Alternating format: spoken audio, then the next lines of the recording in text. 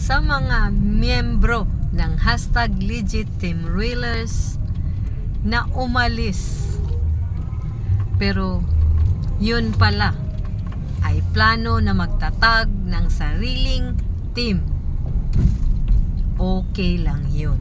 Karapatan ninyo yan na magtatag ng sariling team para na rin sa ikakabuti sa ibang membro na sasali sa iyong team.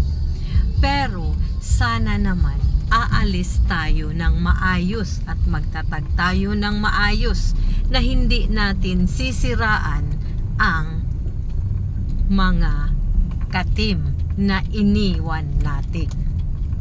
Kasi dapat ready na kayo, handa kayong harapin ang mga sirkumstansya na maganap, mga pagsubok na maganap sa bagong team na itatag mo.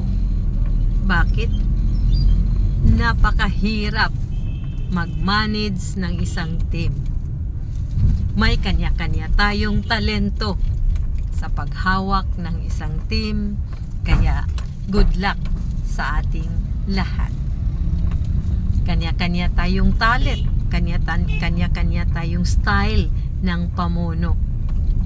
So, yan, napakagandang plano yan na aalis ka sa grupo, sisiraan mo ang kagrupo, lalo na yung mga admin, and then magtatag ka ng sariling team, at higit sa lahat, manghakot ka pa ng mga membro ng hashtag Legit Team Railers para hilahin o ipamember sa iyong bagong team. So good luck sa iyo at sana magtagumpay kayo. Mag-ingat tayong lahat.